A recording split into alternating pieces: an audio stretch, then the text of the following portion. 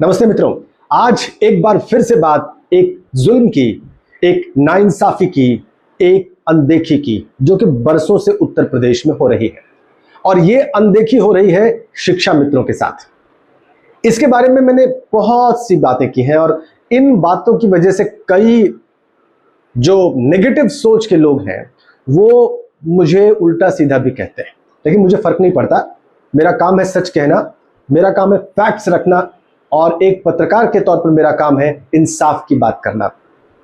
और वही बात आज मैं फिर से कहने जा रहा हूं। चाहे किसी को मिर्च लगे या ना लगे, चाहे कोई स्वागत करे या ना करे, मुझे फर्क नहीं पड़ता। मैं इस इनजस्टिस को, इस नाइंसाफी को, इस अनदेखी को फिर से अंडरलाइन करने जा रहा हूं। इसलिए बहुत ध्यान से सुने और आखिर तक इस वीडियो को देखें, ताकि इस नासमझी और अनदेखी की गहराइयों को आप बहुत ठीक से, बहुत ढंग से महसूस कर पाएं।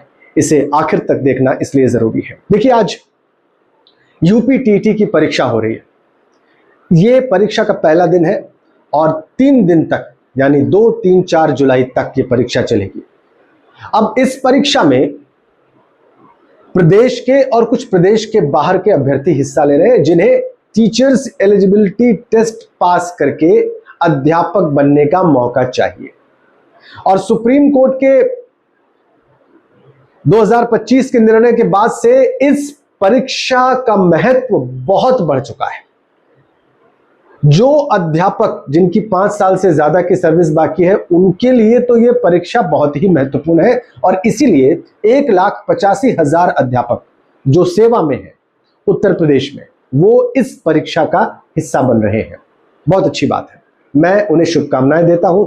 मेरी तमाम शुभकामनाएं, समस्त शुभकामनाएं, गुड विशेस उन सब के साथ है, क्योंकि उन्होंने एग्जाम को फेस करने का रास्ता चुना है, उन्होंने अपनी योग्यता को सिद्ध करने का रास्ता चुना है, और यही करके वो स्थायी रूप से इस समस्या से मुक्ति पा सकते हैं, स्थायी रूप से समाज में प्रतिष्ठा प्राप्त कर सकते हैं और किसी भी प्रकार की गैर वाजिब आलोचना या निंदा से दूर जा सकते हैं। इसलिए मैं उन अध्यापकों को, जिनकी तादाद 1,85,000 है, ढेरों शुभकामनाएं देता हूं।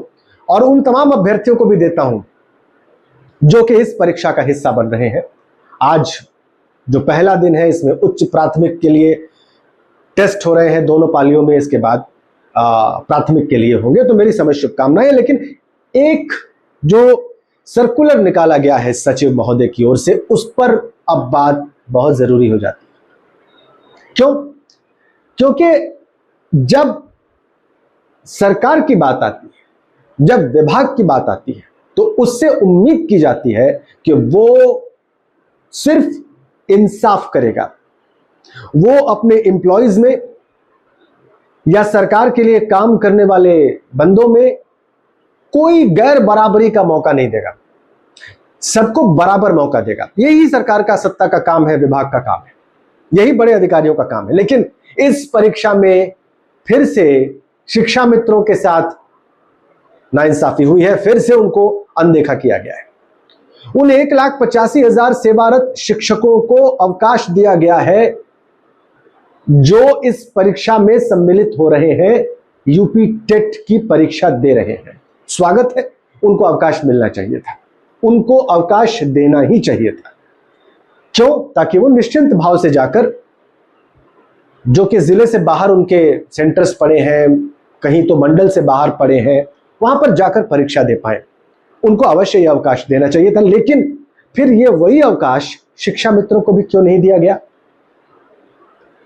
नो ऑब्जेक्शन सर्टिफिकेट 1,85,000 सेवारत अध्यापकों को दिया गया विभाग की ओर से कि वो यूपी टेट की परीक्षा में सम्मिलित हो, जो कि उनके लिए परम आवश्यक।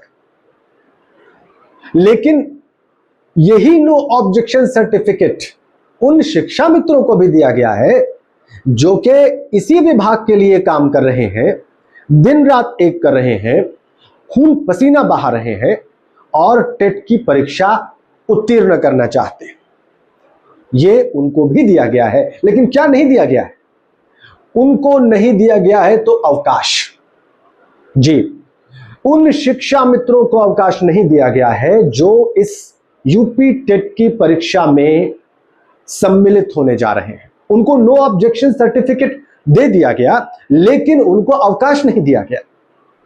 अब देखिए, 1,85,000 शिक्षकों को नो ऑब्जेक्शन सर्टिफिकेट और अवकाश दोनों दिया गया है, लेकिन इन शिक्षा मित्रों का कसूर क्या है? क्या वो मन से पढ़ाई करना, निश्चिंत होकर परीक्षा देना डिजर्व नहीं करते हैं? क्या वो भारत के नागरिक नहीं हैं? क्या वो बेसिक शिक्षा परिषद की सेवाएं नहीं दे रहे हैं? क्या उनके घर की जिम्मेदारियां कम हैं या उनकी जेब में कहीं ज्यादा पैसे आ गए हैं? क्यों आपने उन्हें अवकाश नहीं दिया? मेरा बहुत सीधा स्पष्ट प्रश्न है। राज्य ऐसा कैसे कर सकता है? दोहरा व्यवहार कैसे कर सकता है? मेरा स्पष्ट और डायरेक्ट क्वेश्चन है।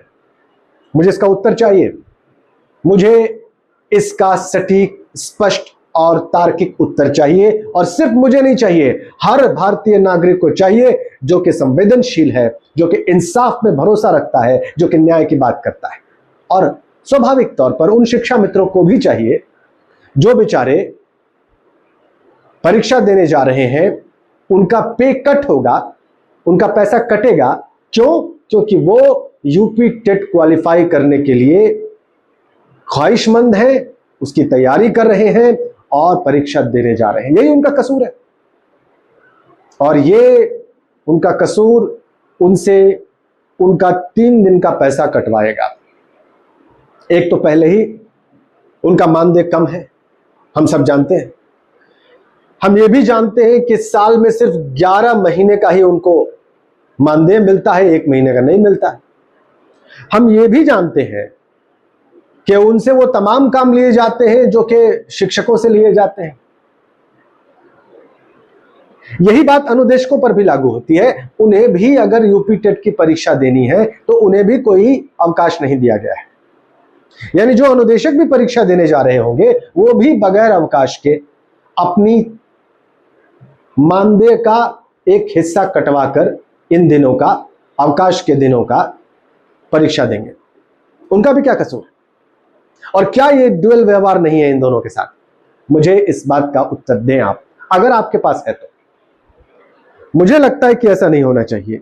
बाकी इस बात की तारीफ भी करनी पड़ेगी सरकार की कि सरकार ने विशेष ट्रेनें चलाई हैं उन अभ्यर्थियों के लिए जो यूपी टेट की परीक्षा देने जा रहे हैं। मुख्यमंत्री ने खुद निर्देशित किया है कि स्टेशन पर, परीक्षा केंद्रों पर अच्छी व्यवस्था रखी जाए, साफ सफाई रखी जाए, भोजन या जलपान या जल पीने वाला इसको स्वच्छ रखा जाए, इसकी कीमतें कहीं अतिरिक्त ना बढ़े, इसका प्रशासन ध्यान रखे। तो जहां भी जिन 60 जिलों में जो 955 केंद्र बनाए गए हैं इन परीक्षार्थियों के लिए, इन अभ्यर्थियों के लिए टेट के, वहां पर बहुत बेहतरीन व्यवस्था की जाए। इसको खुद सीएम योगी ने एंश्योर करने के लिए कहा है। इसका मैं स्वागत करता हूं, इसका भरपूर स्वागत होना चाहिए इस बात का। लेकिन इस बात का तो स्वागत नहीं किया जा सकता कि आपने अपने विभाग के एक कार्मिक को छुट्टी दी कि वो जाए और यूपी टेट की परीक्षा निश्चिंत भाव से दे, और दूसरे कार्मिक को आपने अवकाश नहीं दिया। इसका खैर मकदम नहीं किया जा सकता, इसका स्वागत नहीं किया जा सकता, और इसका स्वागत हो नहीं सकता। यह न्याय और समानता के सिद्धांतों के विपरीत है।